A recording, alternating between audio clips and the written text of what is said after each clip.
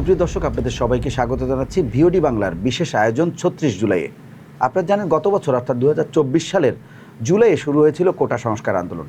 সেই আন্দোলন একসময় রূপ নেয় বৈষম্য বিরোধী ছাত্র আন্দোলনে, আর শেষ পর্যায়ে এসে সরকার পতনের এক দফা আন্দোলনের তোপের মুখে পড়ে তৎকালীন প্রধানমন্ত্রী শেখ হাসিনা দেশ ছেড়ে পালিয়ে যেতে বাধ্য হন।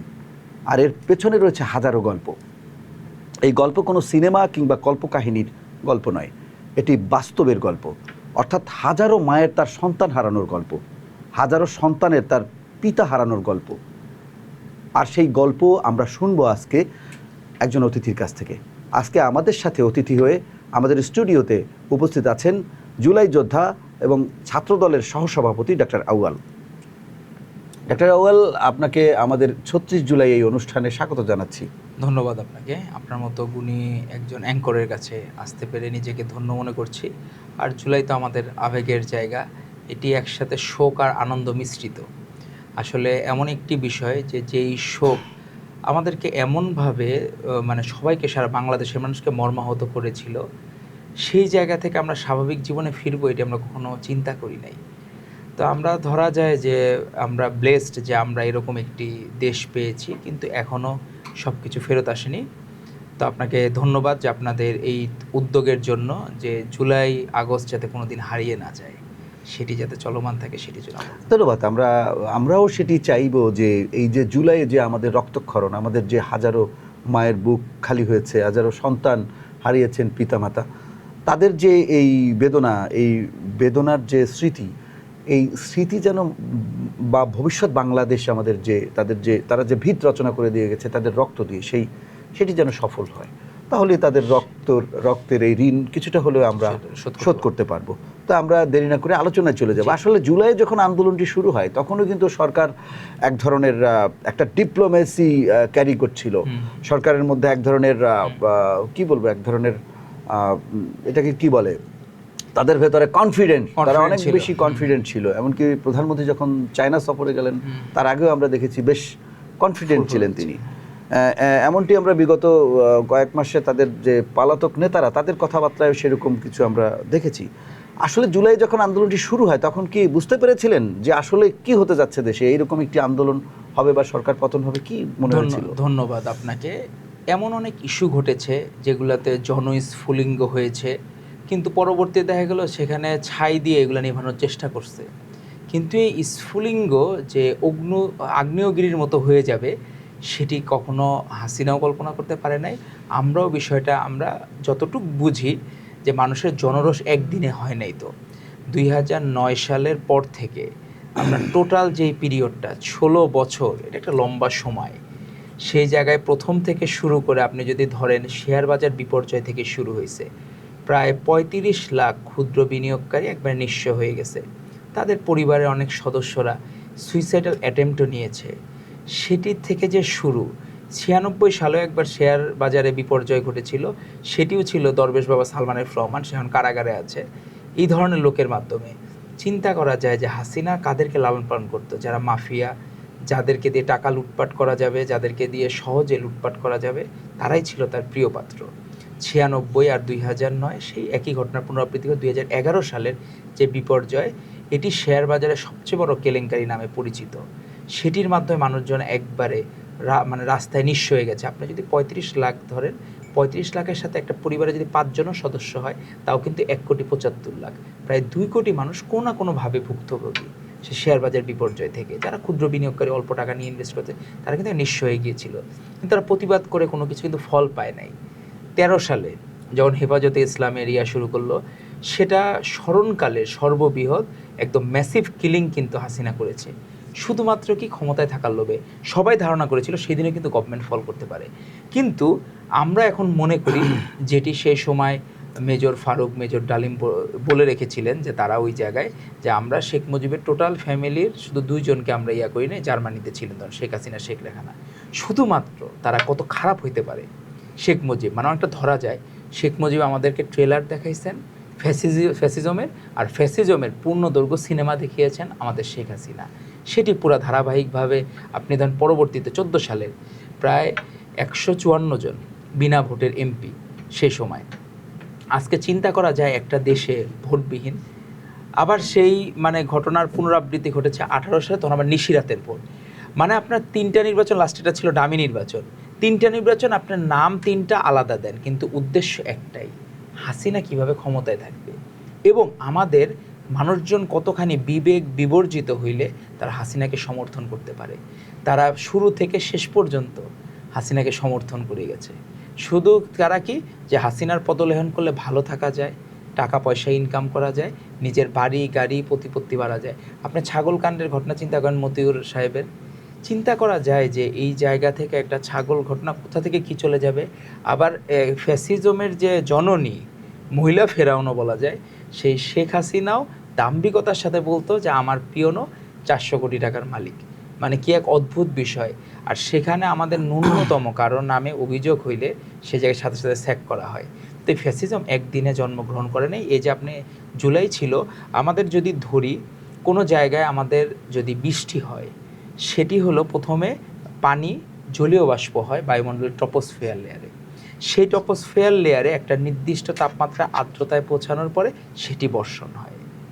তো এই যে সকল আয়োজন এই ট্রপোস্ফিয়ার লেয়ারে সব ঘনীভূত করেছিল বাংলাদেশ জাতীয়তাবাদী দল, আর ছাত্র সংগঠন হিসাবে ছিল বাংলাদেশ জাতীয়তাবাদী দল।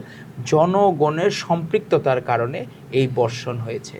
এই আমি আজকে দেখলাম সকালবেলা, আমাদের এক বোন, আপনিও নিজেও দেখেছেন, 16ই জুলাই ঠাকুরগাঁতে আমাদের ওই বোনটির এখন পরিচয় বের হচ্ছে, নাম ছিল তামান্না। সেই বোনটি 16ই জুলাই 24 সালের সাহস করে ঠাকুরগাঁতে প্রতিবাদ করেছে। সেই জায়গায় সে স্লোগান ধরেছিল যে হচ্ছে কে এসেছে কে এসেছে, পুলিশ এসেছে পুলিশ এসেছে, কি করছে কি করছে, স্বৈরাচারের পা চাটছে। এই যে যে স্লোগান, যে সারা বাংলাদেশে ছড়িয়ে পড়েছিল, সারা বাংলাদেশে। আপনি কেউ যদি একক ক্রেডিট দাবি করে বা একটি দল যদি দাবি করে, আমরা হতাশ হই।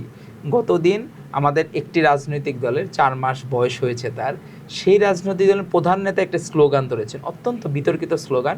আমার মনে হয় যে আমরা যখন কোনো মানুষ মারা যায় বা শহীদ হয়, আমরা তার রুহের মাগফিরাত কামনা করি, আমরা মুসলমান হিসেবে তার জন্য দোয়া করি যে আল্লাহ তাআলা তাকে বেহেশত নসিব করুক, সেই জায়গায় আমরা বলি। উনি হচ্ছে সেখানে স্লোগান দিলেন যে আবু সাইদের পার্টি এনসিপি পার্টি। তো শহীদ আবু সাইদ কি মানে এনসিপিকে ক্ষমতায় আনার জন্য উনি জীবনের বলিদান দিয়েছেন? তার যে মহিমান্বিত আত্মত্যাগ কিসের জন্য? এই দেশকে ভালোবাসেন, দেশকে নিরাপদ রাখার জন্য, দেশের স্বাধীনতা ফেরত আনার জন্য, গণতান্ত্রিক অধিকার ফেরত আনার জন্য উনি নিজের জীবন সেই মহিমান্বিত মৃত্যুবরণ করে নিয়েছেন। নিশ্চয়ই সেটি এনসিপি ক্ষমতায় আনার জন্য না। ওনার এই মৃত্যু বলিদানকেও পুঁজি করে যারা রাজনীতি করছে, আমরা এই রাজনীতি আসলে বাংলাদেশের মানুষ আর দেখতে চায় না। মুক্তিযুদ্ধকে পুঁজি করে আওয়ামী লীগ এত বছর ফ্যাসিজমের আখড়া গেড়েছে। আমরা আবার দেখলাম এই এনসিপি পার্টি আবার আবু সাইদকে জড়িয়ে সেরকম একটা মুক্তিযুদ্ধের চেতনা বিক্রি। আগে ছিল সেই 71-এর মুক্তিযুদ্ধের চেতনা বিক্রি করেছে আওয়ামী লীগ, আর বর্তমানে এনসিপি আবু সাইদ সহ শহীদদের চেতনা বিক্রির চেষ্টা করতেছে। শুধুমাত্র বিক্রি যে হলো বিক্রেতা, তার পাল্টায় গেছে নাম, আওয়ামী লীগ থেকে এনসিপি হয়েছে, কিন্তু ইস্যুটা একটাই, এই বিক্রি করা, শহীদদেরকে বিক্রি করা, মুক্তিযুদ্ধকে বিক্রি করা, 24-এর গণঅভ্যুত্থানে বিক্রি করা। তো এই বিক্রি করাগুলোকে আমরা মর্মাহত করে, সেই বোন যে তামান্না 16ই জুলাই যে স্লোগান দিয়েছিল, সে নিজের বাসা থেকে টাকা দিচ্ছিল না। যখন একবারে টোটাল মানে আপনার কমপ্লিট শাটডাউন চলে আসলো, সেই সময় তার বাসা থেকে টাকা দিচ্ছিল না, সে তার বোনের কাছ থেকে 100 টাকা হাওলাত করে ধার নিয়ে সে আন্দোলনে শরিক হয়েছে আবার ঠাকুরগাঁয়ে 31শে জুলাই। বন্দুকের গুলির মুখেও সে প্রতিবাদের ভাষা অব্যাহত রেখেছে। সেই বোনটি খোঁজ কিন্তু কেউ তখন এখনও খোঁজ পায় নাই।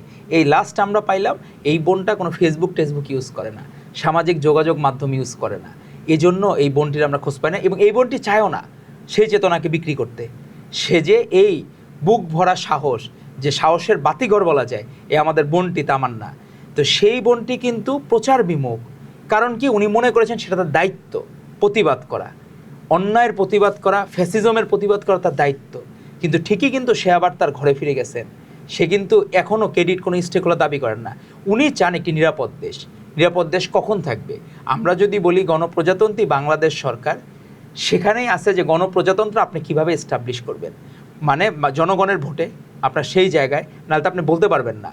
তো জনগণের ভোটাধিকার পরিপূর্ণ প্রতিষ্ঠা না পাওয়া পর্যন্ত কিন্তু এই তামান্নাদের স্বপ্ন পূরণ হবে না। না ঠিক আছে, কিন্তু জুলাইয়ের যে শুরুটা আসলে এই প্রথম সপ্তাহে তো ছাত্ররা যখন কোটা সংস্কার আন্দোলনের মানে কোটা সংস্কারের দাবিতে রাজপথে নামলো, তখন আমরা দেখলাম যে পুলিশের ব্যারিগেড, সেই পুলিশের ব্যারিগেড একের পর এক ভাঙছে। প্রত্যেক দিনই এরকম ঘটনা ঘটতো। পুলিশের লাঠিপেটা, কাঁদানে গ্যাস, পুলিশের জলকামান, আমরা এগুলো প্রতিনিয়ত দেখছি। এবং এর মধ্যে আহত হওয়ার ঘটনা ঘটেছে। মুমূর্ষু অবস্থায় কয়েকজনকে হসপিটালে ভর্তি করা হয়েছে। পরবর্তীতে আমরা দেখেছি যে নিহত হওয়ার ঘটনা ঘটেছে পুলিশের জলকামানে, এই দুঃখিত পুলিশের গ্রেনেডে নিহত হওয়ার ঘটনা ঘটে। অর্থাৎ জুলাই মাসের সেকেন্ড উইক থেকেই আমরা এগুলো দেখছি। আসলে তখনও তো আসলে এরকম বোঝার উপায় ছিল না যে এই ধরনের একটা ঘটনা ঘটবে, কিন্তু ছাত্রদের মধ্যে একটা স্ফুলিঙ্গের মতো ভাব ছিল শুরু থেকেই। তাহলে এটি আসলে হঠাৎ করে কিভাবে, মানে যে দেশ 17 বছর ধরে গণতন্ত্রের জন্য লড়াই করছে, দাবি দেওয়া নিয়ে, হঠাৎ করে কেন এরকম একটা স্ফুলিঙ্গ শুরু থেকেই, মানে কি কারণে? আপনি হলো বেসিক্যালি আপনি দেখবেন এই শুরুটা কিন্তু এই যে কোটা বিরোধী আন্দোলন বলেন, যাই বলেন, এটা শুরুটা কিন্তু 18 সাল থেকে, ওই সময় থেকে, মানে এই কোটার ইস্যুটা তখন কিন্তু 56% কোটা বাতিলের দাবিতে, তখন এই যে এখন যে ভিপি নূর বা রাশেদ, এদের একটা ছিল যে বাংলাদেশ ছাত্র অধিকার সংরক্ষণ পরিষদ, সেটার ব্যানারে তারা কিন্তু প্রতিবাদ অব্যাহত রাখতো। এবং আমরা জাতীয়তাবাদী শক্তি, আমরা বিএনপি এবং ছাত্র দলের পক্ষ থেকে তাদেরকে আমরা পেট্রোনাইজ করেছি।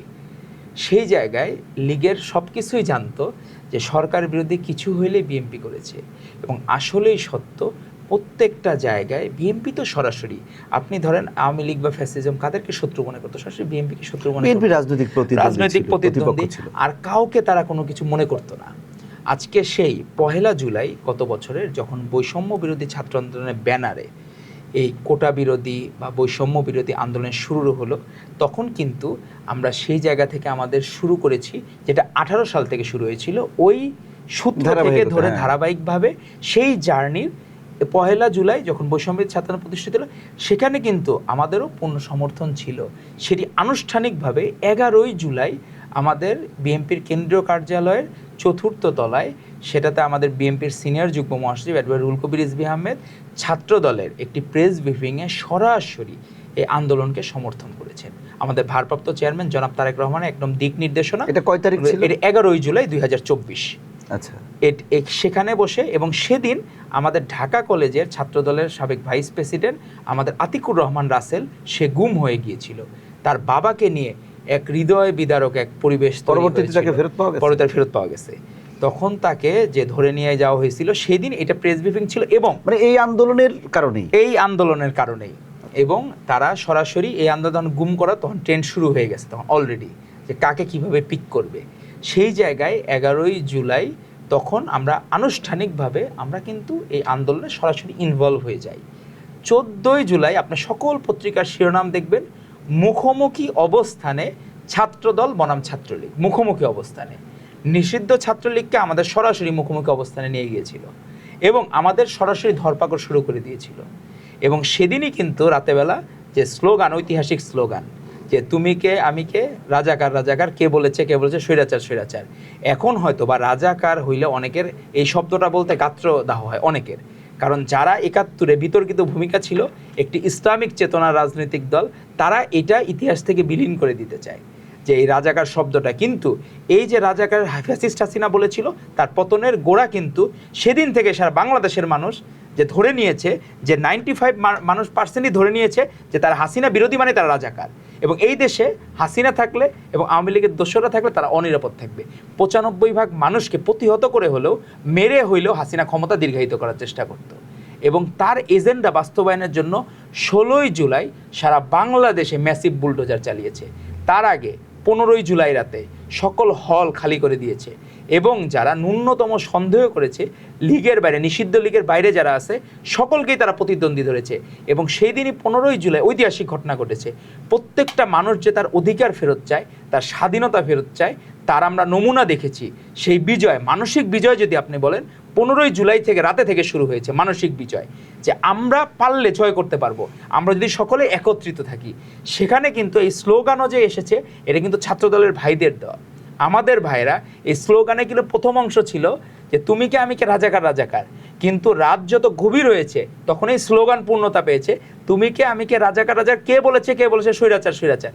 এই যে সেই স্বৈরাচার শব্দটা যুক্ত করলো এবং মানুষজন মিলিয়ে দেখলো যে আসলে বিএনপি সঠিক, ছাত্রদলই সঠিক, যে আসলেই স্বৈরাচারের খপ্পরে আমরা পড়েছিলাম।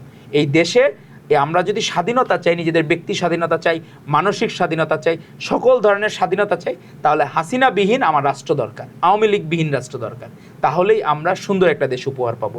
তার পরবর্তীতে 19শে জুলাই শুক্রবার, সেখানে আপনাকে আমি একটা ঘটনা, এখানে একটু গ্যাপ রয়ে গেছে আসলে 16 জুলাইয়ের পরে আসলে কি হচ্ছিল দেশে, এটা কিন্তু তখন থেকে ইন্টারনেট বিচ্ছিন্ন হচ্ছিল, একবারে হয়ে গেছিল। আপনি দেখেন তারপরে ঢাকা বিশ্ববিদ্যালয়ে আমরা দেখলাম যে ওখানে 18 জুলাই রাতে আমরা কিন্তু দেখলাম যে সেখানে একটা ক্র্যাকডাউন চালানো হলো। ওখানে একটা ভিডিওতে আমরা দেখলাম যে কান্নাকাটি শব্দ।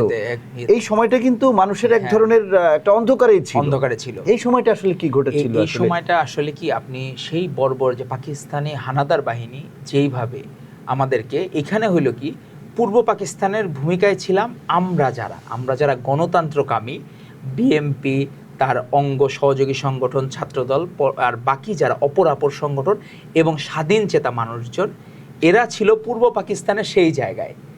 এবং পশ্চিম পাকিস্তানের ভূমিকায় ছিল নিষিদ্ধ মানে ছাত্রলীগে এবং তার মাদার সংগঠন আওয়ামী লীগ। তারা ছিল হচ্ছে পশ্চিম পাকিস্তানিদের ভূমিকায়। আপনি এক একজন ইয়াহিয়া খান, আইয়ুব খান যারা ছিল, এই ইয়াহিয়া খানের ভূমিকায় বা টিক্কা খানের ভূমিকায় আপনি ধরতে পারেন হাসিনাকে, যে তারা সেই ভূমিকায় অবতীর্ণ হয়েছিল। তো সেই জায়গায় তারা হচ্ছে আমাদের উপর যে বুলডোজার চালিয়েছিল, তারা শুধুমাত্র মানুষ চেঞ্জ হয়ে গেছে, কিন্তু সেই পশ্চিম পাকিস্তানি যে ভাবধারা ধরে লিখেছিলেন এই হাসিনা। উনি ছিলেন এই পশ্চিম পাকিস্তানের, উনি মনে করেছিলেন গণহত্যা করে, ভয়ের রাজত্ব কায়েম করে উনি ওনার ক্ষমতা দীর্ঘায়িত করতে পারবেন। কিন্তু মানুষজনের ওনার হইল স্বপ্ন ভঙ্গ হয়ে গেছে যখন দেখেছে 18ই জুলাই সেই যে ক্র্যাকডাউন আপনাকে বললেন, যে এখানে রাতেবেলা ওই সেই গণহত্যার মতো সে একটি ম্যাসিভ কিলিং করতে চেয়েছিল, কিন্তু হল ফাঁকা হওয়ার কারণে এবং যোগাযোগের বিচ্ছিন্ন হওয়ার কারণে কিন্তু তখন কিন্তু তারাও কিন্তু ট্র্যাকিং করা যেটা ওটা কিন্তু ওইভাবে করতে পারে নাই। এখানে কিন্তু আমরা ধরা যায় লাকও আমাদের ফেভার করেছে। উনি যে উদ্দেশ্যে এই ক্র্যাকডাউন করতেছেন, পলকের মতো আপনি চিন্তা করা যায়, বলতে পারে যে না আমরা ইন্টারনেশনাল বিচ্ছিন্ন করি না, এটি এমনি অটোমেটিক হয়ে গেছে বা এটা একটা কাজ চলতেছে, বিভিন্নভাবে মানুষ সবকিছু মিলিয়ে আমার কাছে এই যে জুলাই আগস্টের যে আন্দোলন, এই আন্দোলনটিকে একটা মানে এটাকে বললে অনেকে হয়তো বিষয়টিকে একটু ভিন্নভাবে দেখার চেষ্টা করতে পারে। আমার কাছে একটা ড্রামার মতো, মানে একটা স্বপ্ন কল্পনা, যে এই আমি স্বপ্নটা দেখা শুরু করলাম, রাতটা পোহায় গেল, আমি ঘুম ভেঙে দেখলাম যে সবকিছু চেঞ্জ হয়ে গেছে। মানে কেন বললাম, যদিও দীর্ঘ 1 মাস কিন্তু আন্দোলনটি চলেছে, সেখানে অনেক রক্ত দিয়েছে, কিন্তু পুরো বিষয়টা না এখনো অনেকটা স্বপ্নের মতো মানে আমরা মনে ঘুরে আছে এরকম। তো সেই বিবেচনায় আসলে একের পর এক ঘটছিল, মানে এইরকম ঘটনা কিন্তু বাংলাদেশে এই 17 বছরে ঘটে নাই কখনোই। আমরা আন্দোলন দেখেছি, বিএনপির আন্দোলন দমন করেছে কিভাবে আমরা দেখেছি, যে বিএনপির নেতাকর্মীদের রাতের আধারে যে ধরে নিয়ে আসতো এবং পরের দিন কয়জন লোক আন্দোলন অর্গানাইজ করতে পারে তাদেরকে ধরে নিয়ে আসতো, গুম খুন লাশ পাওয়া যেত। এরপরে দেখা যাচ্ছে যে বিএনপি সেই কর্মসূচি পুরোপুরি সফল করতে পারেনি, তারা কর্মসূচি পালন করেছে। পুরোপুরি সফল বলতে যে সরকার পতনের যে আন্দোলনের লক্ষ্য ছিল, বেসিক্যালি হচ্ছে কি, আপনি ভালো খেললে, ধরেন আপনি 2014 সালে ওয়ার্ল্ড কাপের সময় আর্জেন্টিনা আর জার্মানির ফাইনালে 114 মিনিটের সময় জার্মানি একটা গোল দেয়, কিন্তু পুরো ম্যাচ ভালো খেলা আর্জেন্টিনা মানুষের মন জয় করে নেয়। আপনি এইটা যদি একটা ফুটবল খেলার সাথে আপনি তুলনা করেন, আপনি অনেক ভালো খেলেছেন, কিন্তু দিন শেষে লাক ফেভার করতে হয় আপনার। যে আওয়ামী লীগ ফেস্টিভ্যাল মানুষজন ধারণা করেছিল যে 5ই মে হেফাজতে ইসলামী 2013 সালে সেদিনে আওয়ামী লীগের পতন হয়, ধারণা করেছিল তারা। মানুষজন ধারণা করেছিল 28শে অক্টোবর 2023 সেদিন পতন হবে, কিন্তু সেটার ব্যাখ্যাও আমরা দিই যে 28শে অক্টোবর অনেকে মনে করে যে এটা আমাদের রাজনৈতিক অদক্ষতা হইতে পারে বা অনেক কিছু হইতে পারে, কিন্তু আমরা এটা সরাসরি বলতে চাই যে সেই জায়গায় আপনার খেলারও একটা টেকনিক থাকে। আমরা কোনো ডিফেন্সিভ খেলবো, কখনো অ্যাটাকিং খেলবো, আমাদের কিছুই পায় না। আপনি চিন্তা করা যায় যে ওইখানে রেড দিয়ে ডিবির হারুন, ভাতের হোটেলের হারুন, যেটা আমাদের বিএনপি সিনিয়র নাম দিয়েছিলেন ভাতের হোটেলের হারুন, সে যে নিজেই অস্ত্র রেখে নিজেই ককটেল রেখে সব কিছু নিয়ে চলে আসে, আমাদের এইভাবে রেড দেয়, কিছুই করা লাগে না। শুধুমাত্র আন্দোলনে আপনি কোনো একটা কিছু মুখে আনলে আপনার মনে হয় যে ওই যে যখন বালির ট্র্যাক দিয়ে যে ঘটনাগুলা, এটা তো হচ্ছে কি যে আপনার সেই জায়গায় কিভাবে করবেন, এটা কিন্তু ট্রাম্পের ক্ষেত্রে করছিল, ওইখানেও কিন্তু ইউএসএতে বালির ট্র্যাক দিয়ে ওরকম করার চেষ্টা করা। এখন কি আপনি কি সেই জায়গায় রাষ্ট্র ক্ষমতায় তো তারা, আপনি সেটা ব্রেক করলেন, তারপরে যখন তারা জেকে বসবে, কোনো মানুষ তো আমাদের ঘরে থাকতে পারেনি, আরও বেশি ম্যাসিভভাবে হইতো। আমরা করতাম, ধরেন ব্রেক করলাম, পরের দিন কি হইতো, আমার আত্মীয় স্বজন কেউ ভালো থাকতে পারতো না।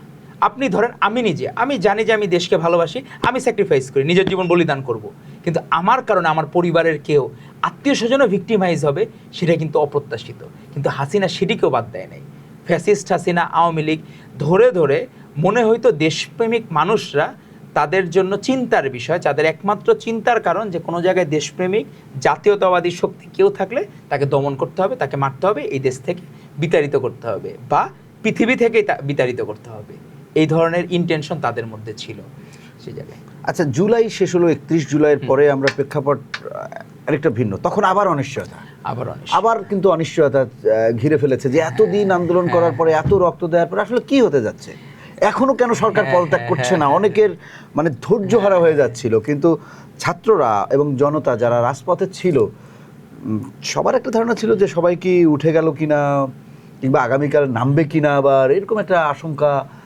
আবার সরকার যে কনফিডেন্ট যে সব কিছু ঠিক করে ফেলবেন, ছাত্রলীগের নেতা নেত্রীরা 3 মিনিট 7 মিনিটের আলটিমেটাম দিতে লাগলেন। মানে এই 31 জুলাইয়ের পরে কিন্তু আবার একটা কালো মেঘ বা একটা কালো ছায়া, মাঝে আপনাকে এই যে ড্রামাটিক, মানে একটা পরিপূর্ণ, আপনি চলচ্চিত্রের কথা বা একটা ড্রামার কথা বললে যে একটা পরিপূর্ণ কাকে বলে, সেই পরিপূর্ণ ড্রামার মতো, মানে হচ্ছে কি হ্যাপি এন্ডিংটার দিকে যাওয়ার জন্য যে একটা সাসপিশিয়াস থাকবে যে কি হচ্ছে না হচ্ছে, মানে একটা কোন দিকে যাচ্ছে, শ্বাসরুদ্ধকর পরিস্থিতি, বা আমি করতে পারতেছি না। সেই পরিস্থিতি একটু স্মৃতিচারণ করুন আসলে 1 আগস্ট থেকে। 1 আগস্ট থেকে আমি মাঝে শুধু আপনার 19শে জুলাই আর 21শে জুলাইয়ের ঘটনা বলি। 19শে জুলাই সকালবেলা আমি আমাদের হচ্ছে সর্বোচ্চ, আমাদের যেহেতু সব কিছু করেন, যে দপ্তরের দায়িত্বে থাকে বিএনপি সিনিয়র যুগ্ম সেক্রেটারি, উনি সকালবেলা নর্মালি একটা মুঠোফোন থেকে একজনের থেকে করলেন যে আমরা অ্যারেঞ্জ করার জন্য যে আমরা কালো পতাকা মিছিল করব। দুপুরবেলা উনি আগেই প্রেস ক্লাবে চলে গিয়েছিলেন যে প্রোগ্রামে আমাকে আগে যাইতে হবে। একজন মানুষ কতখানি দেশপ্রেমিক হইলে, ওনার বয়স প্রায় 60 ঊর্ধ্ব, উনি নিজে 303 গুলি খাওয়া, বন্দুকের গুলি, এরশাদ বিরোধী আন্দোলনে 1984 সালের সম্ভবত 24শে ডিসেম্বর ওনার গুলি 303 গুলি বুক দিয়ে ঢুকে পিঠ দিয়ে বের হয়ে যায়, ওনার পাকস্থলীর একটা অংশ কাটা। তারপরে ওনার 2-3টা ম্যাসিভ আরও অ্যাক্সিডেন্ট ঘটে। তো সেই জায়গা থেকে উনি নিজে আগে চলে গেছেন 1:30টার দিকে, কিন্তু ওখানেও তো লীগের দোসররা বসা, ওখানে তাকে ইনফরমার করে আমরা আমাদের কালো পতাকা মিছিল আমরা সব অ্যারেঞ্জ করা, সেই জায়গা থেকে ওনাকে পিক করে নিয়ে গেল। তারপরে নজরুল ইসলাম খান আমাদের স্থায়ী কমিটির সদস্য, সবাইকে একে একে আমাদের নিয়ে গেল। 21শে জুলাই আমাদের নেতা ভারপ্রাপ্ত চেয়ারম্যান জনাব তারেক রহমান ডাক দিলেন যে ফয়সালা নয় আদালতে, ফয়সালা হবে রাজপথে, এবং উনি বললেন দফা 1 দাবি 1 খুনি হাসিনার পদত্যাগ। এটি কি তিনি কোনো ভাষণ দিয়েছিলেন? উনি ভাষণ দিয়েছিলেন, যেটা তখন তো প্রচার করতো না। 21শে জুলাই উনি সরাসরি, যখন আমাদের 19শে জুলাই বিএনপি সিনিয়র যুগ্ম অ্যাডভোকেট রুল কবির শুরু করেন, যখন হাইকোর্ট থেকে রায়টা আসলো, একেবারে সন্ধ্যায় একেবারে অনেক দেরি করে রায়টা আসলো, এই স্লোগানটা ঠিক 12টার পরে আমরা পেলাম। হ্যাঁ 12টার পরে। আর তখনও তো নিষেধাজ্ঞা ছিল তার কোনো বক্তব্য প্রচার করা, কারণ জমের ভয়ে যেটা বলে যে হাসিনা মনে করে আমার গদি চলে গেল, কারণ তারেক রহমান বাংলাদেশের মানুষের মন এমনভাবে জয় করেছেন, সেটা তো হাসিনা কখনো পারে নাই। হাসিনা কেন ঈর্ষান্বিত হইতো, দেখেছে বেগম খালেদা জিয়া তার রাজনৈতিক জীবনে 18টি সংসদীয়, মানে বিভিন্ন সময় ইলেকশনে উনি 18টি সংসদীয় ইলেকশন করেছেন, কোনো দিন পরাজয় বরণ করেন নাই। তো অপরাজেয় দেশনেত্রী একমাত্র খালেদা জিয়া অপরাজেয় দেশনেত্রী, এতগুলা মেসিভ 18টা 4টিখানি কথা না। সেই জায়গায় হাসিনার পরাজয়ের ইতিহাস, যিনি 2বার পরাজয় বরণ করেছেন, আমাদের সাদেক হোসেন খোকা সাহেবের সাথে ঢাকায়, রংপুরে একবার। তো তার গাত্রদাহ হইতো যে কেন দেশনেত্রী অপরাজেয়, এবং এখন দেশনেত্রীর যে স্যাক্রিফাইসটা, কারণ উনি নিজে কোনোদিন অন্যায় করেন নাই এবং অন্যায়কে প্রশ্রয় দেন নাই। উনি নিজে, আপনি যারা ছাত্রলীগের বিভিন্ন সময় দায়িত্বে ছিল, যখন 2001 থেকে 6-এর মধ্যে তাদেরকে একজনকে আচরণগত সমস্যার কারণে তাকে হল থেকে বের করে দিয়েছিল, 2004 সালের ঘটনা। ম্যাডাম তখন, যারা ঢাকা ইউনিভার্সিটির দায়িত্বশীল ব্যক্তি, তাদেরকে ডেকে নিয়ে আসছে যে এই তোমরা ওরে হল থেকে কেন বের করে দিয়েছো, ওর বাবা যে কৃষক তোমরা কি জানো? পরে বলে না, ওর আচরণগত সমস্যা ওইটার জন্য। পরে বলছে না, ওর বাবা কৃষক, কষ্ট করে পড়ালেখা করে, ওকে এখনই হলে উঠিয়ে দাও। এই হইল আচরণগত পার্থক্য। উনি কিন্তু তখন হইলে, আর হাসিনার মতো ক্র্যাক মহিলা হইলে, সে বলতো ওরে অ্যাপ্রিসিয়েট করতো আরও, যে তুমি হল থেকে বের করে দিচ্ছ বিরোধী মতের, তোমাকে আরও পুরস্কার দেব, পুরস্কারে বন্যা বসায় দিত। সেইখানে আমাদের দেশনেত্রী এত উদার। আমাদের ভারপ্রাপ্ত চেয়ারম্যান জনাব তারেক রহমানকে দেখতো যে তার যে একজন মানসিকভাবে বিকারগ্রস্ত একটা পুত্র আছে, কুপুত্র বলা যায়, সেটা হলো যে সজীব অজেদ জয়, এই উপদেষ্টা হয়েও তারা টাকা, বাংলাদেশের টাকা লুটপাট করতো উপদেষ্টা হয়েও। সেখানে তার বিপরীতে আমাদের ভারপ্রাপ্ত চেয়ারম্যান সারা বাংলাদেশে এত জনপ্রিয়। 2018 সালের 7ই ফেব্রুয়ারি, যখন 8ই ফেব্রুয়ারি ম্যাডাম যেদিন হয়, গ্রেফতার করা হয় অবৈধ মামলায়, বানোয়াট মামলায়, 8ই ফেব্রুয়ারি, সেই 8ই ফেব্রুয়ারি রাতেই আমাদের দায়িত্ব গ্রহণ করেন আমাদের ভারপ্রাপ্ত চেয়ারম্যান জনাব তারেক রহমান। সেই 8ই ফেব্রুয়ারি 2018 সাল থেকে পার্টির সর্বোচ্চ দায়িত্বে আমাদের ভারপ্রাপ্ত জনতা আজ পর্যন্ত উনি সফল। ওনার প্রত্যেকটা জায়গায় উনি ওনার বুদ্ধিমত্তা, সাংগঠনিক দক্ষতা, পরিশ্রমের প্রমাণ দিয়ে যাচ্ছেন। আপনি দেখেন বা সংস্কারের যে দফাগুলা, উনি কিন্তু আজ থেকে 2-2.5 বছর আগেই কিন্তু উনি সব প্রস্তাবনা দিছেন। এটা কিন্তু নতুন না, এমন না যে আমরা আসবো ক্ষমতায় বা চেঞ্জ হইলো 5ই আগস্টের পর, এরকম না। হাসিনার নলের মুখে, বন্দুকের নলের মুখেও, ফ্যাসিবাদের মুখেও কিন্তু এই প্রস্তাবনাগুলো আমাদের ভারপ্রাপ্ত চেয়ারম্যান জনাব তারেক রহমান দিয়েছেন। আজকে যারা সংস্কার বলতেছে, এর বাইরে কোনো সংস্কার নাই। বেসিক্যালি 89% সংস্কারে কিন্তু বিএনপি একমত, কিন্তু আমাদেরকে বিভিন্নভাবে ফ্রেমিং করা হচ্ছে। যাই হোক, আপনি যেটা বললেন যে 1 আগস্ট থেকে পরের যে পটভূমি, যখন 21 আপনার জুলাইতে আমাদের ভারপ্রাপ্ত চেয়ারম্যান জনাব তারেক রহমান এক দফার ডাক দিলেন, পরবর্তীতে কিন্তু 29 জুলাই কিন্তু আমাদের যারা ভাইরা আছেন এখন দাবি করেন যে তারা একমাত্র স্টেক হোল্ডার, তাদের বাইরে আর কেউ নাই, নতুন একটা রাজনৈতিক দল করেছেন 4 মাস বয়সী, তারা কিন্তু আন্দোলন উইথড্র করার ডাক দিয়েছেন, সরকারের সাথে সমঝোতা হয়েছে এই শর্তে যে হ্যাঁ তারা আমাদের দাবি মেনে নিবে। এই শর্তে কিন্তু তারা কিন্তু উইথড্র করার ঘোষণা দিয়েছে। পরবর্তীতে আবার তাদেরকে যখন বলা হয়েছিল বন্দুকের নলের মুখে তাদেরকে এটা করা হয়েছিল, পরবর্তীতে এটা আবার আমি মিল পাই 7ই মার্চ যখন 1971 সালে শেখ মুজিব উনি ঘোষণা দিয়েছিলেন কিন্তু সেফ সাইডে। উনি বলেছিলেন যেখানে যা আছে তাই নিয়ে নামো, মুক্তিযুদ্ধের পক্ষে কথা বলেছিলেন, আবার লাস্টে বলেছিলেন পাকিস্তান জিন্দাবাদ। উনি কিন্তু সেফ সাইড কেন, বাংলাদেশের পক্ষেও ছিলেন, পাকিস্তানের পক্ষেও ছিলেন। আমার মনে হয়েছে যে ওই ঘটনার পুনরাবৃত্তি কিন্তু এই জায়গায়ও আছে। এরা কিন্তু সরাসরি এক দফার দাবিতে যেতে চান নাই, জনগণের দাবির মুখে। এবং বিএমপি হচ্ছে সে সময় অভিভাবকের ভূমিকায় ছিল, তখন সবাই এক সূত্রে গেথে তখন বলেছে এক দফা দাবি সময়ের দাবি, এখন আর কোনো কিছুই করলে হবে না। সে সময় 2রা আগস্ট সে সময় ঘোষণা আসলো যে দফা 1 দাবি 1, খুনি হাসিনা পদত্যাগ। সারা বাংলাদেশে তখন আমাদের ভারপ্রাপ্ত চেয়ারম্যান যেটি 21 জুলাই বলেছিলেন, সেটি 2রা আগস্ট চলে আসলো সকলের মুখে এবং সেই একই দাবিতে।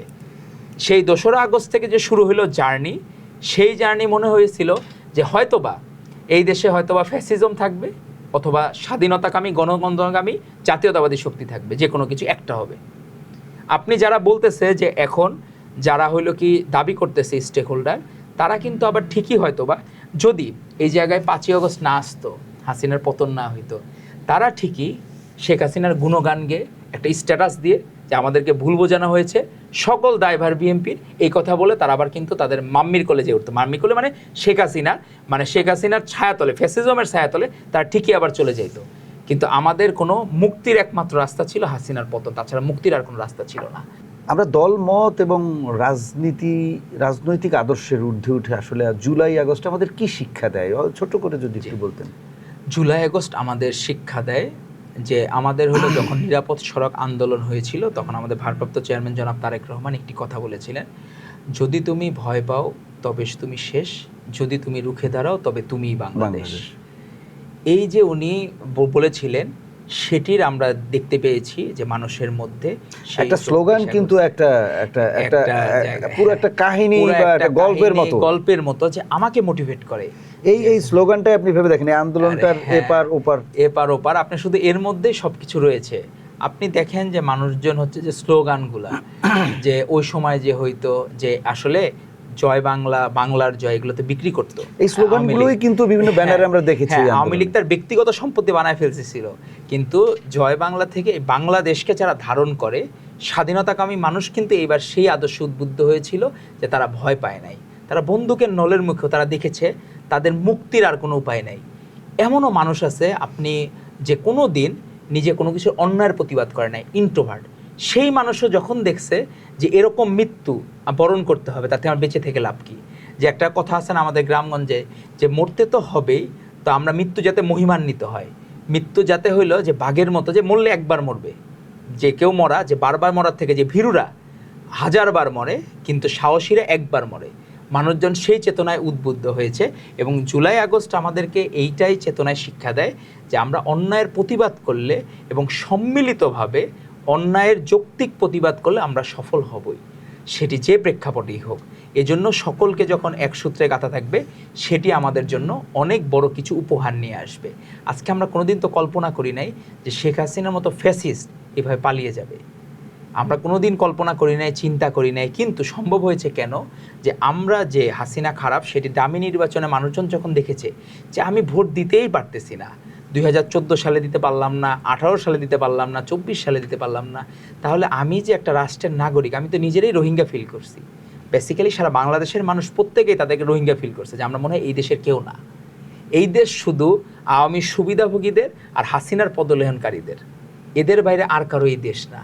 সেই ধারণা থেকে বের হওয়ার জন্য আমরা যখন আমাদের বোন রক্তাক্ত হয়েছে ঢাকা ইউনিভার্সিটিতে, আবু সাইদ, অসীম আকরাম, মেহেদী হাসান রাব্বি মহিমান্বিত মৃত্যুবরণ করেছে। এর আগেও আমাদের এই টোটাল জার্নিতে আমাদের বিএনপির অসংখ্য নেতাকর্মী খুন হয়েছেন, গুম হয়েছেন, তারপরে অসহস্র মামলা, 60 লাখ মামলা। আপনি চিন্তা করা যায়, কোনো কোনো দেশের জনসংখ্যা এত না পৃথিবীর, যে 60 লাখ মামলা হওয়া সম্ভব।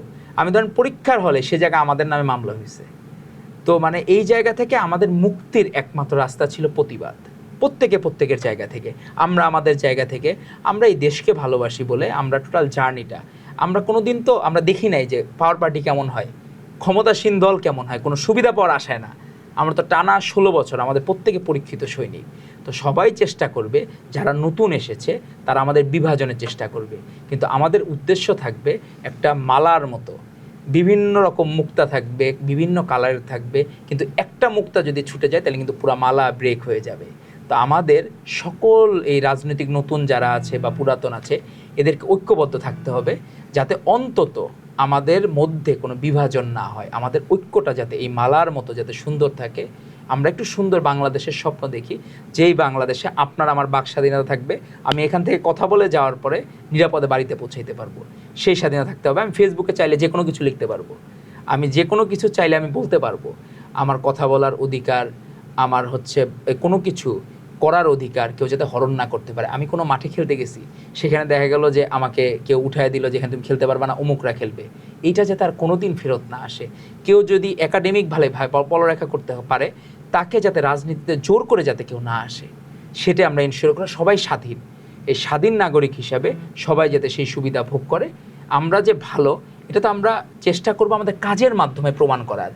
আমাদের ভারপ্রাপ্ত চেয়ারম্যান জনাব তারেক রহমান আজকেও বলেছেন যে আমরা মানুষের যেটা ভালো, তারা যেটা চায় সেটাই হবে। এবং উনি নিজে এতখানি উদার, উনি বলেছেন যে আমি শুধু আপনাদের ভোটের অধিকার ফেরত দিতে চাই, আমাকেই ভোট দিতে হবে এমন কোনো কথা নাই। তো এই যে রাজনৈতিক উদারতা, এর মাধ্যমে উনি প্রমাণ করেছেন এবং বাংলাদেশের মানুষের মনে, হৃদয়ে একদম গভীরে জায়গা করে নিয়েছেন যে ভালোবাসার জায়গা। এজন্যই এখনও বাকিদের টেনশন বিভিন্নভাবে কিভাবে নির্বাচনকে আরও বেশি দীর্ঘায়িত করা যায়, নিজেদের ভোট ব্যাংক বাড়ানোর কিছু স্বপ্ন দেখতেছে তারা। কিন্তু তাদের মনে হয় যে অতীত থেকে শিক্ষা নেওয়া দরকার, যে যতবার বিএনপি রাষ্ট্র ক্ষমতায় অধিষ্ঠিত হয়েছে, প্রত্যেকবার যতবার সুষ্ঠু নির্বাচন হয়েছে ততবারই তার রাষ্ট্র ক্ষমতায় অধিষ্ঠিত হয়েছে। তো আমরা সুষ্ঠু ভোটে জুলাই আগস্টের স্বপ্ন হচ্ছে এমন একটা বাংলাদেশ, যেই বাংলাদেশে সবাই নিজেকে স্বাধীন মনে করবে। একটা রিক্সাওয়ালাও তার যখনও কোনো কিছু যেন প্রতিবাদ করতে হবে, আপনি দেখবেন যে রিক্সাওয়ালারা কত বড় বড় মিছিল করেছে, সব আন্দোলনে প্রতিবাদ করেছে, সেই রিক্সাওয়ালা ভাইও কিন্তু স্টেক হোল্ডার হইতে চায় নাই, উনি নিজে তার কাজে ফেরত গেছে। একজন সবজিওয়ালা, সে নিজের কাজে ফেরত, একজন শ্রমিক, গার্মেন্টস শ্রমিকরা কি ম্যাসিভ আন্দোলন করেছে, এরা কিন্তু শুধুমাত্র দেশকে ভালোবেসে ঠিক কিন্তু আবার কাজে ফেরত গেছে।